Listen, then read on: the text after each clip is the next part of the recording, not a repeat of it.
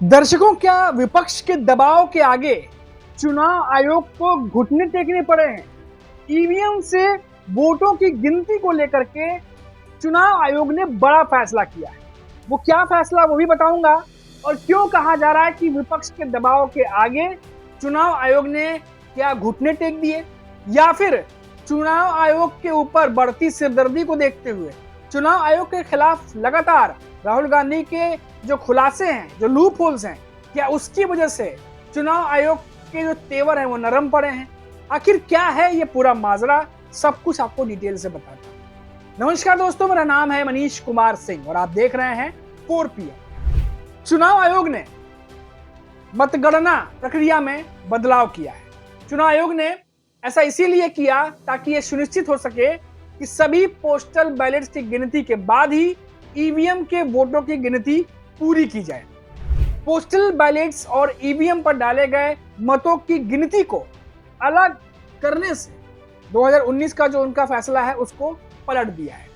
अब चुनाव आयोग ने क्या कहा है, पहले वो सुनिए दोस्तों। सभी राज्यों और केंद्र शासित प्रदेशों के मुख्य निर्वाचन अधिकारी हैं, उनको जारी निर्देश में चुनाव आयोग ने कहा है कि ईवीएम वीवीपैट की गिनती का दूसरा अंतिम दौर तब तक शुरू नहीं किया जाएगा जब तक मतगणना केंद्र पर पोस्टल बैलेट्स की गिनती पूरी नहीं हो जाती। आयोग ने कहा कि यह निर्णय मतगणना प्रक्रिया को और अधिक सुव्यवस्थित बनाने और पोस्टल बैलेट्स की गिनती में आवश्यक जो स्पष्टता है, पारदर्शिता है, उसको करने के लिए किया गया है। अब चुनाव आयोग ने यह फैसला किया। यह फैसला पहले क्यों नहीं किया गया? हरियाणा चुनाव के बाद भी बवाल हुआ था, महाराष्ट्र चुनाव के बाद भी बवाल हुआ था, दिल्ली के चुनाव के बाद भी बवाल हुआ था, और बिहार के चुनाव से पहले तो बवाल तो चल ही रहा, आपको पता ही है। अब क्यों किया है चुनाव आयोग ने ये काम? पहले क्यों नहीं किया? पहले भी नेता लगातार आवाज उठाते रहे और चुनाव आयोग कहता लिखित में दीजिए, लिखित में भी दिया गया है। अब दोस्तों इसको थोड़ा समझने की कोशिश करेंगे। फिलहाल आयोग ने और क्या कहा, पहले सुनिए। आयोग ने कहा है कि किसी संसदीय क्षेत्र में मामले में यदि मतों की गिनती कई मतगणना केंद्रों पर विधानसभा क्षेत्रवार की जाती है तो ईवीएम और वीवीपैट की गिनती का अंतिम से पहले सभी मतगणना केंद्रों पर पोस्टल बैलेट्स की गिनती होने तक रोकने की आवश्यकता नहीं है। आयोग ने कहा कि इसे केवल उन्हीं केंद्रों पर रोका जाएगा जहां पोस्टल बैलेट की गिनती अभी भी चल रही है। तो यानी और ज्यादा पारदर्शी बनाने में जो सवाल उठ रहे हैं वो सवाल ना उठे, ये तमाम चीजें अब की जा रही है। विपक्ष ने क्या मांग की थी, अब सुनिए दोस्तों। क्यों कहा जा रहा है कि विपक्ष के सामने क्या चुनाव आयोग को घुटने टेकने पड़े हैं? क्या चुनाव आयोग को यह समझ में आ गया है कि अभी भी अपना अड़ियल रुख छोड़ के, अपने गरम तेवर को छोड़ के इंडिपेंडेंट संस्था की तरह काम करना होगा, जहां विपक्ष और सत्ता में बैठी पार्टी दोनों को एक बराबर देखना होगा, क्योंकि आप इंडिपेंडेंट है, किसी एक पार्टी की तरफ से बयान दे रहे हैं ऐसा नहीं लगना चाहिए। और अब देखिए दोस्तों क्या विपक्ष ने मांग की थी, सुनिए। सूत्रों ने बताया कि यह फैसला राजनीतिक दलों की मांग के अनुरूप लिया गया है।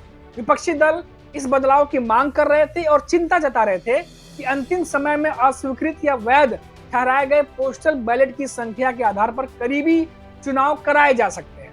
अब 2024 के लोकसभा चुनाव के दौरान इंडिया गठबंधन ने चुनाव आयोग से अपने 2019 के निर्देश को रद्द करने और सभी पोस्टल बैलेट की गिनती होने तक ईवीएम की गिनती के अंतिम से पहले वाले जो दौर हैं उनको रोकने का अनुरोध किया था। उन्होंने तर्क दिया था कि चुनाव आयोग के 2019 के निर्देश चुनाव संचालन नियम 1961 के नियम 54A के विरुद्ध है। इसमें कहा गया है कि रिटर्निंग ऑफिसर पहले पोस्टल बैलेट को आगे बढ़ाएगा, तरीके से देखेगा, लेकिन तत्कालीन मुख्य चुनाव आयुक्त राजीव कुमार ने इस मांग को यह कहते हुए खारिज कर दिया था कि चुनाव के बीच में इस प्रक्रिया को नहीं बदला जा सकता।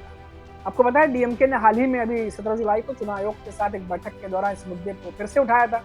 2019 तक चुनाव आयोग सभी पोस्टल बैलेट्स की गिनती के बाद ही ईवीएम मतों की गिनती के अंतिम से पहले वाले दौर की प्रक्रिया अपनाता था।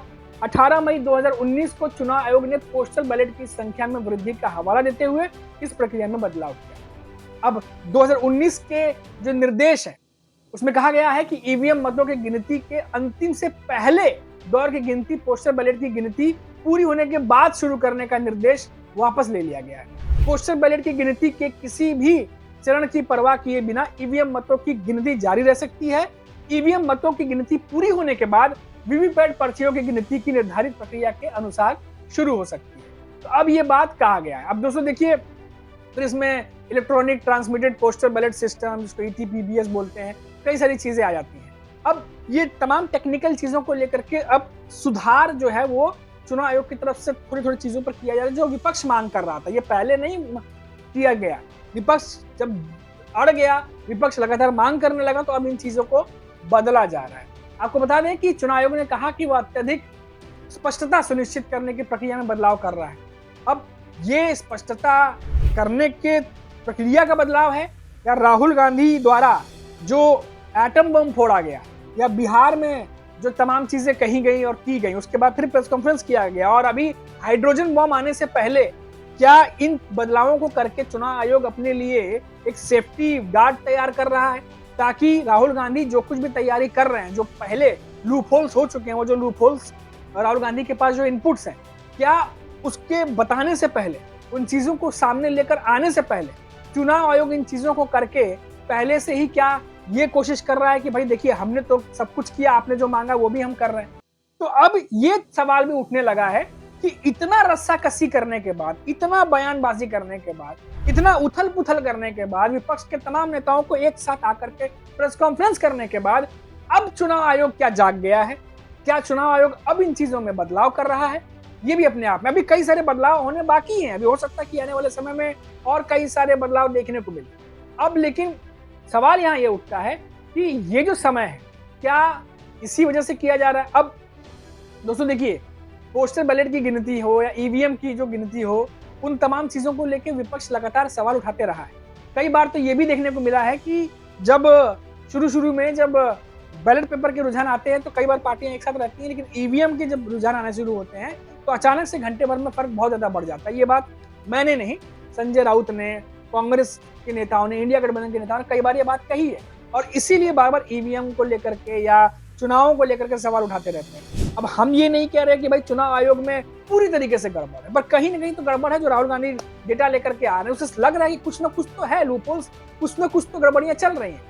उसको ठीक किया जाना चाहिए, उसको ट्रांसपेरेंट किया जाना चाहिए, उसको इस लायक बनाना चाहिए कि पक्ष विपक्ष दोनों उस पर सवाल खड़े न कर पाए, और जनता की नजर में पारदर्शिता तरीके से दिखाई दे कि हाँ, ये देखिए, ये चुनाव हो रहा है बिल्कुल निष्पक्ष तरीके से, सामने सामने। तो इसीलिए दोस्तों अब कहा जा रहा है कि क्या राहुल गांधी, फिर से मैं दोहरा दूं, क्या राहुल गांधी के एटम बॉम्ब के बाद जिस तरीके से खबरें हमने देखा कि बड़े बड़े चैनलों में उस तरीके से नहीं दिखाई जैसे दिखाना चाहिए था, फिर भी राहुल गांधी नहीं माने, वो बिहार गए।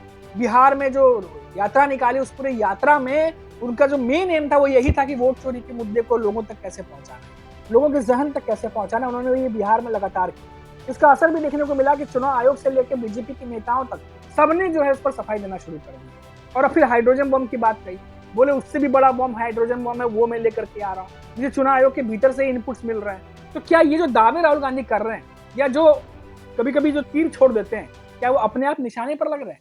अब चुनाव आयोग ये जो तमाम बदलाव कर रहा है, क्या उसे पता है कि राहुल गांधी आने वाले समय में क्या बम फोड़ने वाले हैं? क्योंकि अगर कुछ गलतियां हुई हैं तो गलती करने वाले को पता होती है।